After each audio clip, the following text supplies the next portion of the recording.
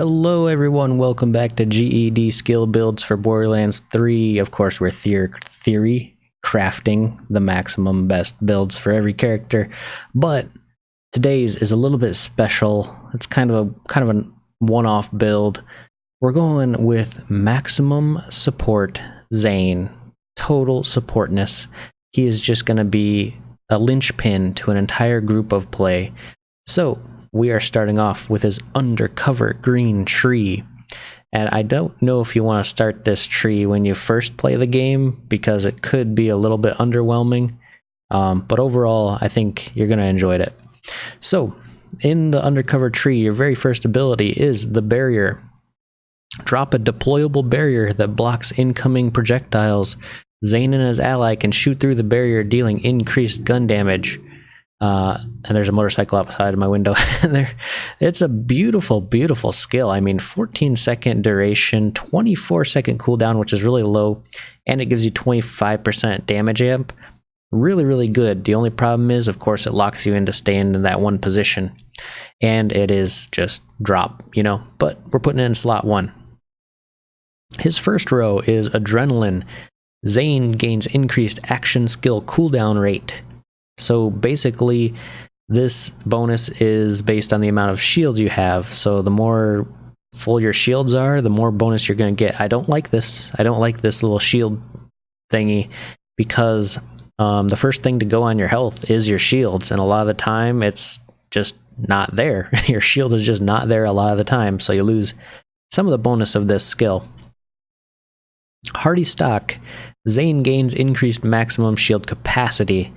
Definitely cool for being tanky. You're getting 30% shields at max rank. Very nice.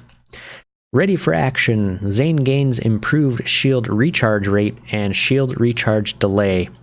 I think that this is actually really, really good because your shields do take a while to actually kick in, to recharge in Borderlands, and having them recharge faster is just amazing. It's like keeping you in the fight way quicker than you would expect. Now, out of these three, here's what I would do. I would say max your shield capacity. The rate is good, but overall, even though I hate the little shield max bonus, etc., on this ability, I would still get 2 points in it, just because you want that cooldown rate to throw out your shield more, your main action skill. Then we come to an augment charged relay.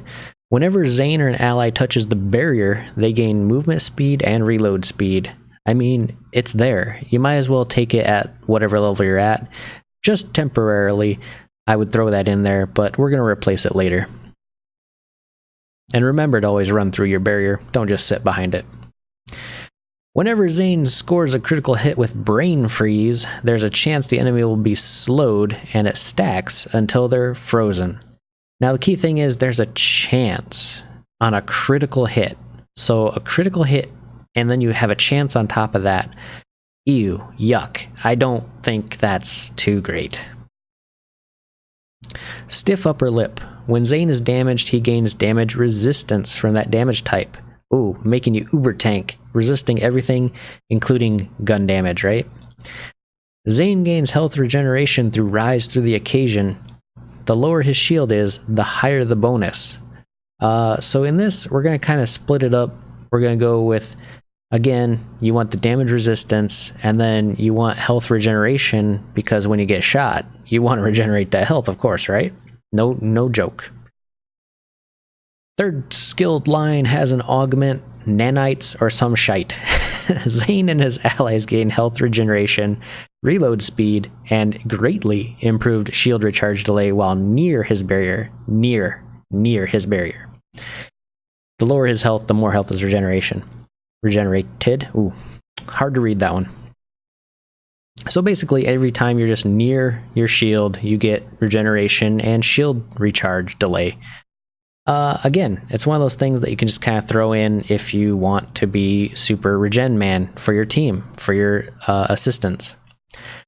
There's only one skill in this entire line, which is confident competence. While Zane's shields are active, he gains increased damage and accuracy. That's pretty simple. And it's based on the amount of shields he has. The more shields, the greater the bonus. I don't know why this tree wants to do that with shields. All the greater it is, the better it is. But Zane's going to be loaded up on shields, and hopefully you can find a very, very large shield to soak damage.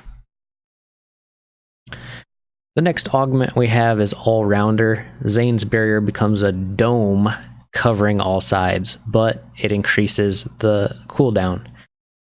Yeah, this is pretty good if you're playing with a group, because you can definitely block all boss attacks that bounce around and go over shields and behind you, and it just kind of makes you a turtle, basically, which is pretty cool, but we're going to leave it off for now.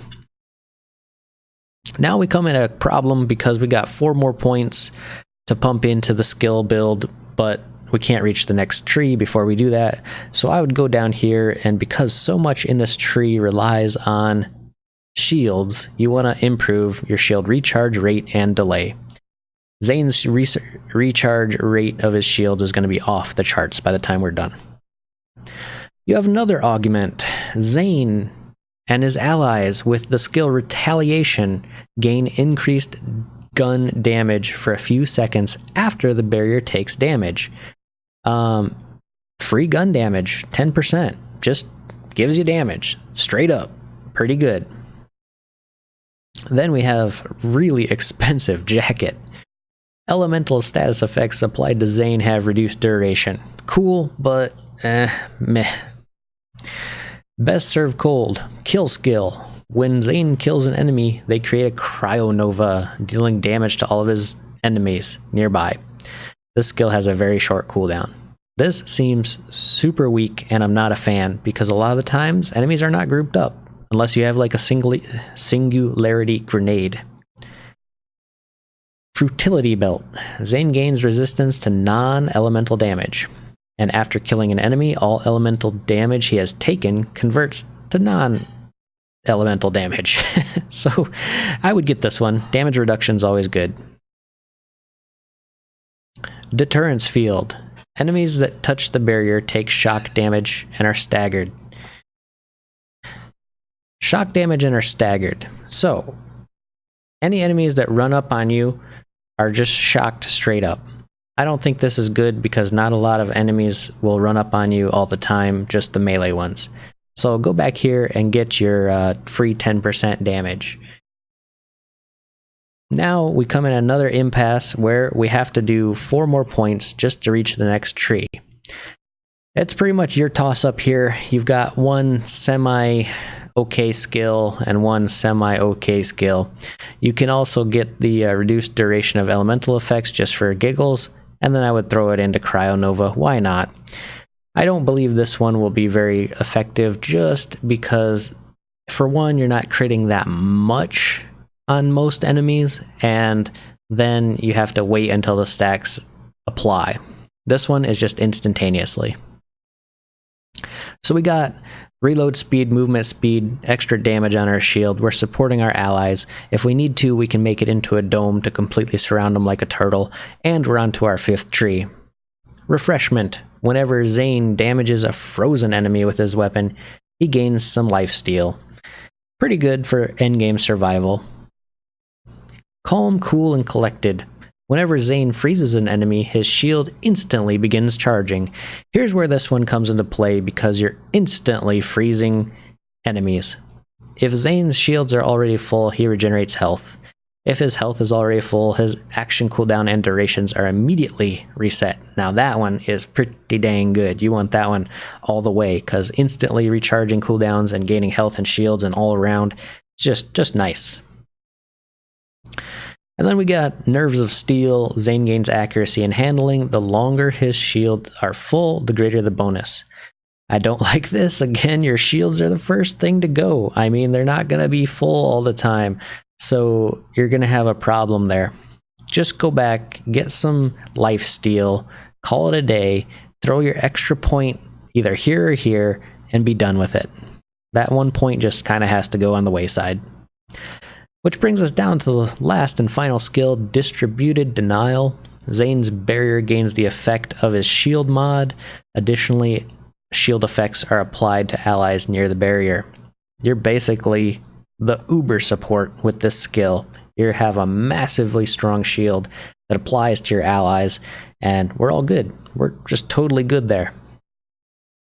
Now that leaves you with 22 skill points, and we're going to go into the the blue tree. Totally got confused there. With the drone, because the drone is a very, very good support skill apart from his shield. Hitman tree, sentinel. Sentinel sends an automated sentinel drone that flies through the environment and attacks with machine guns. Pretty simple there. He just pew-pews your enemies. First row, violent speed, kill skill. After killing an enemy, Zane gains increased movement speed for a few seconds. I like it. Movement speed is good.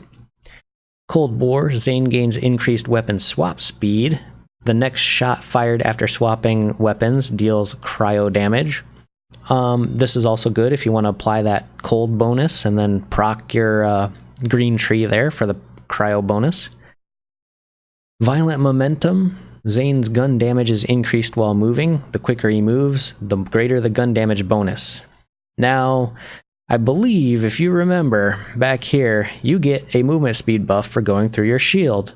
So, if you get the second hair ability, you get some massive gun damage boosts. Massive gun damage boosts from just running through your shield. And then running around and blowing stuff up. Pretty good. Augment skill for the Sentinel converts Sentinel's primary weapons to cryo damage.